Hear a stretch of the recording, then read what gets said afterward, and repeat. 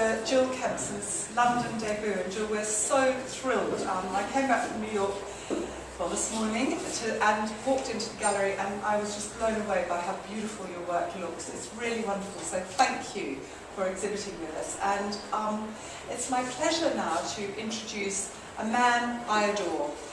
William, the Earl of Huntingdon, a descendant of Robin Hood and much handsomer than Russell Crowe. I don't know what they were thinking in the casting agencies. And William has very, very kindly agreed to take some time off from his horse viewing, which every time I want to see him he says, no, I have to go and look at horses, to come and open Jill's exhibition. Jill, that's a real tribute to you that he did that for you.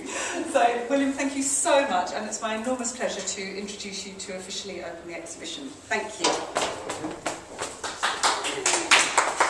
Thank you, Rebecca, and thank you. Here you haven't been that well in New York, but if you will go to New York, what can you expect?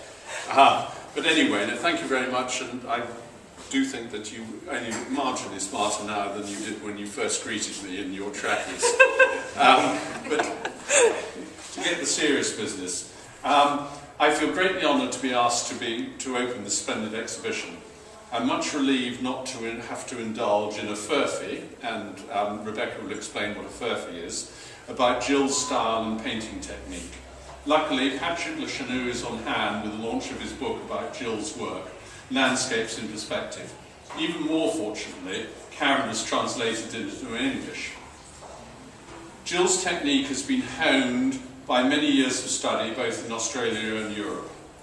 Anne once said, it takes 25 years to learn to draw, 1 hour to learn to paint.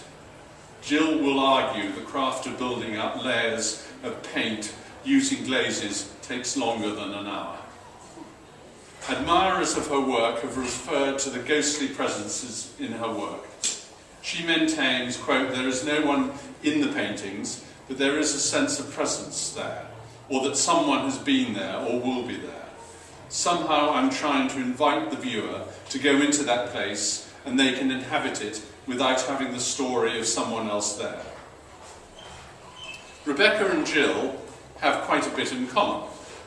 Like many good Melburnians, amongst them Germaine Greer, Barry Humphries, Percy Granger, Kylie Minogue, Rupert Murdoch and Nellie Melba, they have blossomed since leaving the city of 4 seasons in one day. Both girls started off in a different direction, Rebecca in law and Jill in anthropology, but before discovering their life's passion.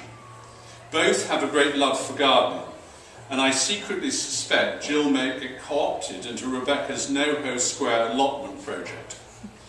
I can vouch for Jill's green fingers in her new garden in Fremantle, where she has basil plants the size of gooseberry bushes. I can also speak from first-hand experience of her skill at using what she has grown in the kitchen. Martin and Mim will certainly miss her while she is over here. Luckily, Fremantle is slipping into winter, and the garden will survive her absence. Mind you, it's considerably warmer there than it has been the last 10 days since I returned from Australia. My first encounter with Jill was a result of staying with, I wanted to say an old Irish friend. When I mentioned that to Joanna Robertson, she asked me to change it to long-standing, who runs the Cadogo Art House on Bathers Beach. It was the old kerosene store, and has the honour of being the 3rd oldest building in WA, and being neighbour to one of the few McDonald's ever to be closed down. Joanna says this isn't an advantage, it was a big draw card for all her young kids who came to do her painting classes. Jill is one of the lecturers on the scholarship programme for gifted and talented emerging artists. Joanna had one of Jill's paintings from the southwest, Weachin na Cup, in her gallery. It was a hauntingly beautiful cloud-dominated landscape. Joanna mentioned Jill was due to be in London and suggested I pop round for a coffee. I remember saying that I had a feeling it might be the most expensive cup of coffee I had drunk. I am now the proud owner of an evocative landscape, complete with native black boys or grass trees, the Xanatherias.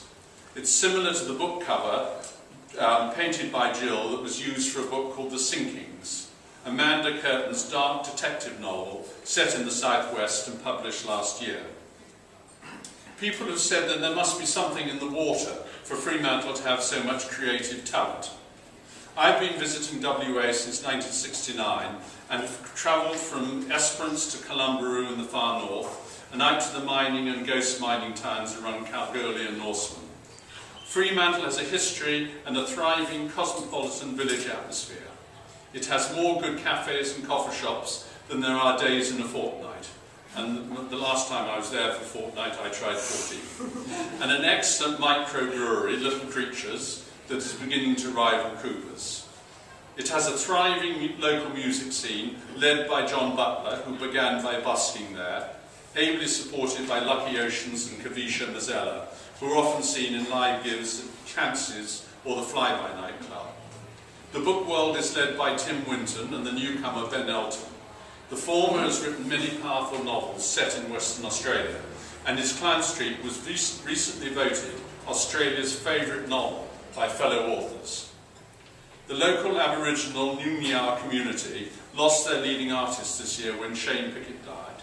I first became acquainted with Aboriginal art when seeing some Jimmy Pike paintings in the Japinka Gallery there, and I was lucky enough to be asked to open Jimmy's exhibition held in Rebecca's gallery 12 years ago, and this is actually a Jimmy Pike desert design tie signed by Jimmy Pike, so this is a close contact with WA.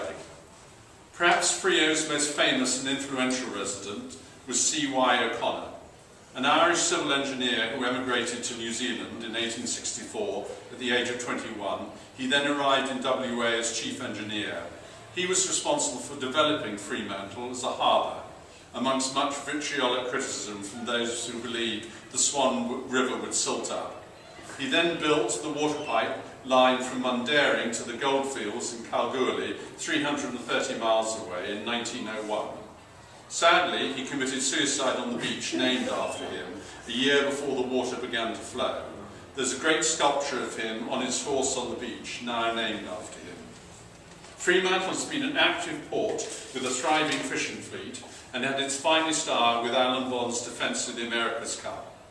The Fremantle doctor has always ensured ships get in easily, and it's a cooling wind that makes Freo a nigh perfect place to live. The unpolluted air and light are perfect for the artist to ply a trade. Jill enhances Freo's artistic reputation with her painting and contributes greatly to its continuing cultural tradition. My only contribution to the artistic world is through gardening and tree planting, so I can really appreciate Jill's chosen subject. And I'd highly recommend Colin Tudge's The Tree and Roger Deakin's Wildwood for those other tree lovers here tonight. I'll leave you with two, hopefully, apposite quotations. The Darling Buds of May author H.E. Bates said that gardens should be like lovely, well-shaped girls. All curves, secret corners, unsuspected deviations, seductive surprises, and then still more curves. And then married to this is Winston Churchill's quote about painting. And he said, "When I die and go to heaven, I want to spend the first 1,000,000 years painting so that I can get to the bottom of the subject." Anyway, Jill's exhibition is marvellous. I can see that the Coleman family is well represented here, and I think it's invidious to say what are my favourites, but it's between the land and the river, and I think they're marvellous, and I think they're actually two Coleman paintings. Thank you very much. Good luck, Jill. It's a delight.